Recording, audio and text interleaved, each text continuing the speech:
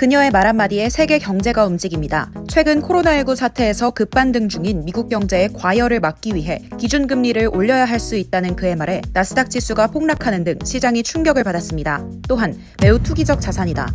거래 수단으로 널리 쓰이지 않을 것이다라는 그의 말에 비트코인 가격이 출렁이기도 했죠. 이처럼 미국 경제, 나아가 세계 경제에 가장 큰 영향력을 가진 인물이 있습니다. 바로 제닛 옐런 미국 재무부 장관인데요. 이번 주 난리지 스푼은 제닛 옐런에 대해 파헤쳐 보겠습니다.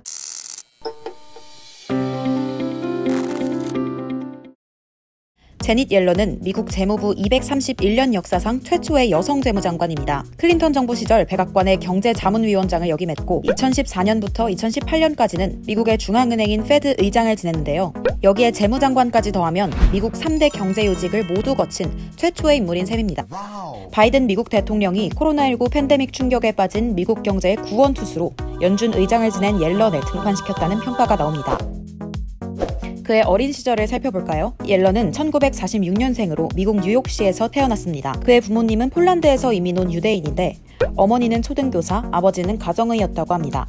옐런은 줄곧 뉴욕시에서 자랐으며 고등학교 시절 졸업생 대표를 맡을 정도로 우수한 학생이었습니다. 그는 브라운 대학교에 진학했는데 놀랍게도 입학할 때 전공은 철학이었다고 하는데요. 하지만 그는 몇몇 교수님의 영향을 받아 전공을 경제학으로 바꾸게 됩니다. 이후 옐런은 예일대학교에서 경제학 박사학위를 땄는데 이때 그녀의 나이는 만으로 25세, 같은 시기 박사학위를 딴 동기들 중 유일한 여성이기도 했습니다. 이후 옐런은 하버드대학교에서 약 6년간 경제학 조교수로서 학생들을 가르쳤고 31살이던 1977년 페드에 들어가게 됩니다.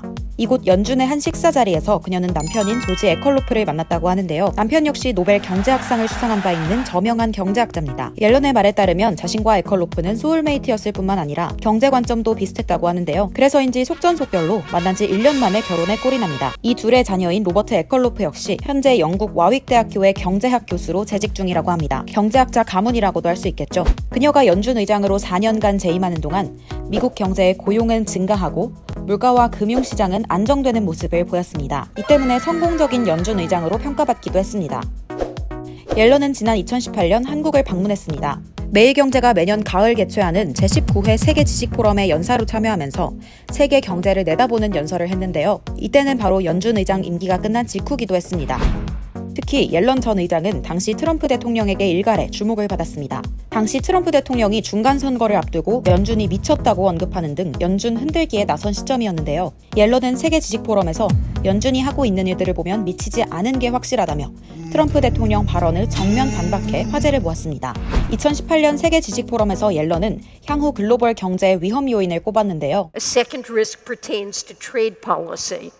실제 미중 무역 분쟁은 현재까지도 세계 경제를 뒤흔들고 있으니 그의 예상이 적중한 셈이죠. 또 옐런은 관세가 높아지면 미국 소비자가 중간재 가격 인상으로 어려움을 겪고 불확실성이 커지면 기업들의 투자에도 영향을 줘 결국은 미국도 부담을 느낄 수밖에 없다면서 이 영향은 다시 중국으로 이어지고 또 신흥국 경제에도 악영향을 미칠 것이라고 설명했습니다. 세계 지식포럼에 참석한 옐런이 한국 경제에 대해서는 어떻게 평가했을까요? 옐런은 의미심장한 코멘트를 남겼습니다. Fortunately, the Korean authorities were well positioned to provide monetary, fiscal, and liquidity support.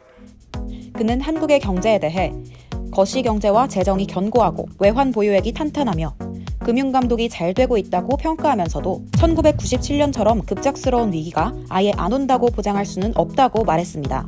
앞으로 세계지식포럼 사무국은 유튜브를 통해 옐런 장관과 같이 세계지식포럼에 참석한 연사들의 발언을 분석하고 재조명해서 현 상황에 맞는 인사이트를 전달해드릴 예정입니다. 많은 관심 바랍니다.